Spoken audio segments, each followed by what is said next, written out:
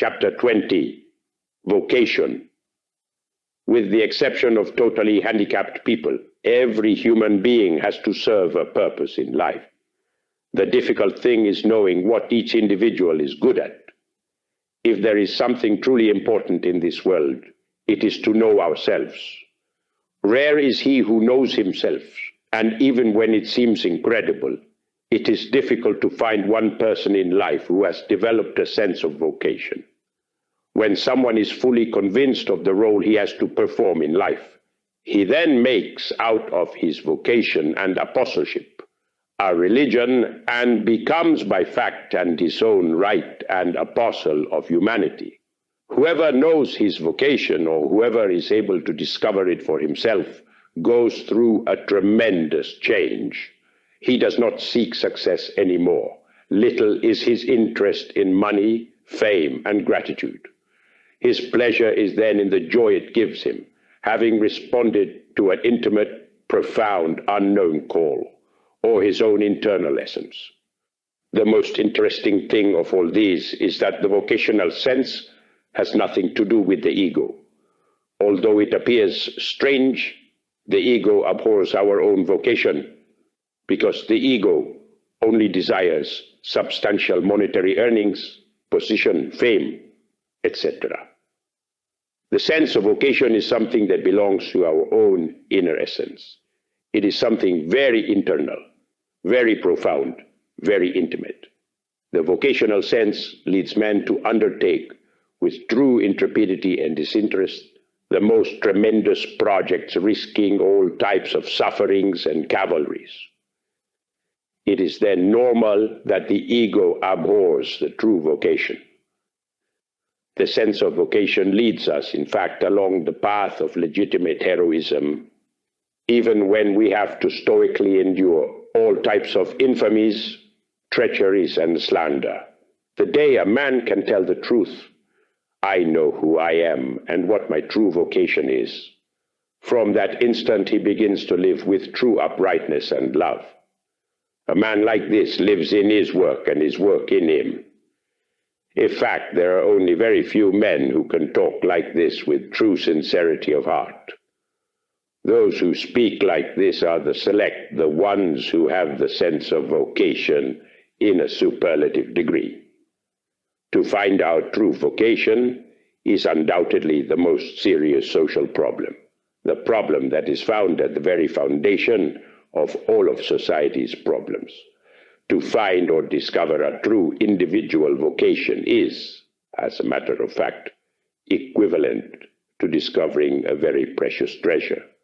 When a person undoubtedly finds with entire certainty his true and legitimate function, he makes himself with this sole fact irreplaceable.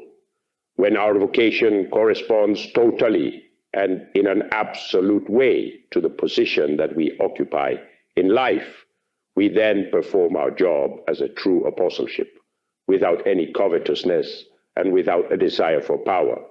Then the job, instead of causing in us covetousness, boredom, or a desire to change jobs, brings us true, profound, intimate joy, even when we have to patiently endure painful burdens. In practice, we have been able to verify that when the position does not correspond to the individual's vocation, then he only thinks in terms of more. The mechanism of the ego is more money, more fame, more projects, etc. And as is natural, the subject often becomes hypocritical, exploitative, cruel, merciless, intransigent, etc. If we study bureaucracy in detail, we can verify that it's rare in life that a job corresponds to individual vocation. If we study in detail the proletariat's different trade unions, we can prove for ourselves that only in very rare occasions does a job correspond to an individual's vocation. When we carefully observe the privileged classes, whether they are from the Eastern or Western world, we can prove the total lack of the vocational sense. The so-called rich kids now carry out armed assaults, rape defenseless women, etc., to kill boredom. Not having found their place in life, They go around disoriented and become rebels without a cause for a change.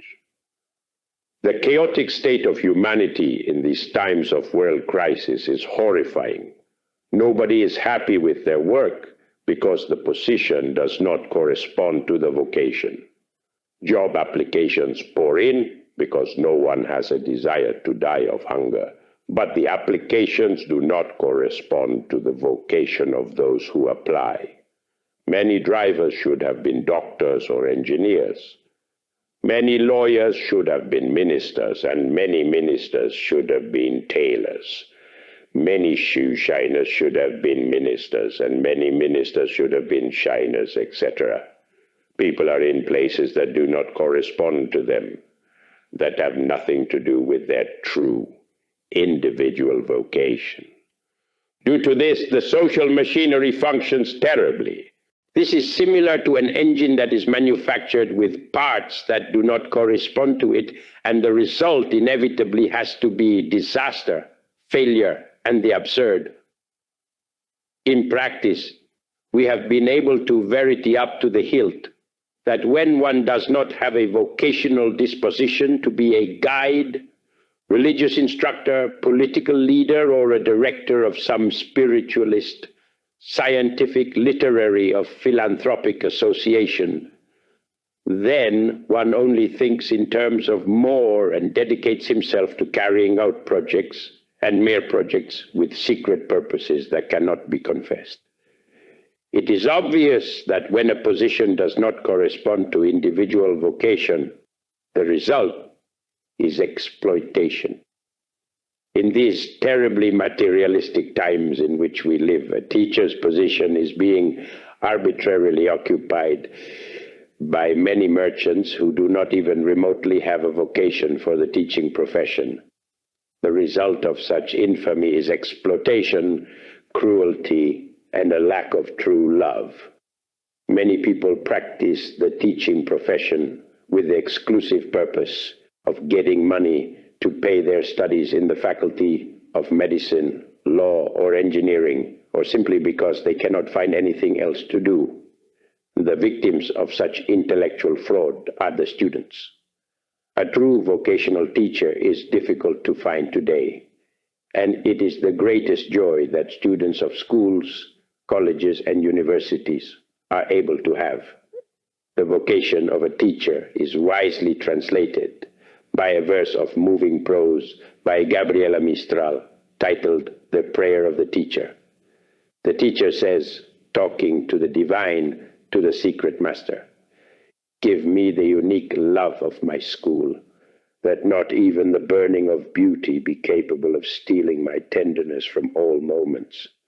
Master, make my fervor everlasting and my disenchantment transitory. Uproot from me this impure desire of misinterpreted justice that still disturbs me, the wretched insinuation of protest that rises from me when they hurt me. Let their lack or understanding not hurt me, or the forgetfulness of those whom I taught sadden me. Grant me to be more motherly than mothers, to be able to love and defend like them what is not flesh of my flesh.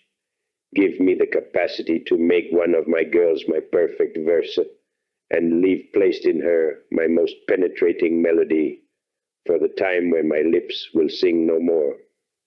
Demonstrate your gospel to be possible in my time, so that I may not renounce the daily and hourly battle. Who can measure the marvelous psychic influence of a teacher so inspired with so much tenderness because of the sense of her vocation?" An individual finds his vocation in one of these three ways. Firstly, the self-discovery of a special capacity. Secondly, the vision of an urgent need. Thirdly, the very rare guidance of parents and teachers who discovered the vocation of a pupil through the observation of his aptitudes. Many individuals have discovered their vocation in a specific critical moment of their life, when faced with a serious situation that demanded an immediate remedy. Gandhi was ordinary lawyer when, because of an attempt against the rights of the Hindus in South Africa. He cancelled his return trip to India and stayed to defend the cause of his compatriots. A momentary need led him towards the vocation of his life. The great benefactors of humanity have found their vocation when faced with a crisis situation that demanded an immediate remedy. Let us remember Oliver Cromwell, the father of English liberties, Benito Juarez, the forger of the New Mexico, José de San Martin and Simon Bolivar, fathers of South American independence, etc., Jesus the Christ, Buddha, Muhammad, Hermes, Zoroaster, Confucius, Fuji, etc., were men who, in a specific moment of history, knew how to understand their true vocation and felt called by an internal voice that emanated from their innermost being. Fundamental education is called to discover by diverse methods the latent capacity of students. The methods that extemporaneous pedagogy is using in these times to discover the vocation of pupils are undoubtedly cruel, absurd, and merciless. Vocational questionnaires have been elaborated by merchants who arbitrarily occupy the position of teachers. In some countries, before entering primary and vocational colleges, pupils are submitted to the most horrible psychological cruelties. They are asked questions on mathematics, civics, biology, etc. The most cruel thing of these methods are the famous psychological tests, the index of IQ, intimately related with mental swiftness. According to the type of answer and according to how they do, the student is then imprisoned in one of the three baccalaureates. First, physics, mathematics, out of which come engineers, architects, astronomers, pilots, etc. Second, biological sciences, out of which come pharmacists, nurses, biologists, general practitioners. Third, social sciences, out of which come lawyers, writers, doctors of philosophy, managing directors. Fundamental education teaches that the vocational germs are found deposited not only in the intellectual center, but also in each of the other four centers of the psychophysiology of the organic machine.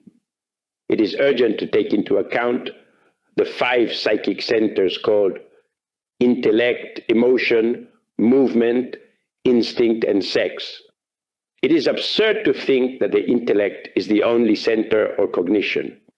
If the intellectual center is examined exclusively with the purpose of discovering vocational attitudes of a specific individual, beside committing a grave injustice that results, for a fact, very damaging to the individual and to society, an error is incurred because the germs of vocation are not only found contained in the intellectual center, but also found in each of the other 4 psychophysiological centers of the individual.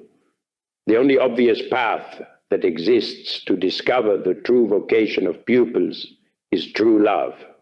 If parents and teachers join by mutual agreement to investigate in the home and at school, to observe in detail all the actions of the students, they would discover the innate tendencies of each student.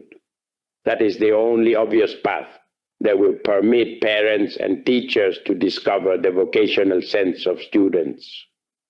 This demands true love from parents and teachers, and it is obvious that if true love does not exist from parents and real vocational teachers, capable of truly sacrificing themselves for their disciples, then such an enterprise is impractical.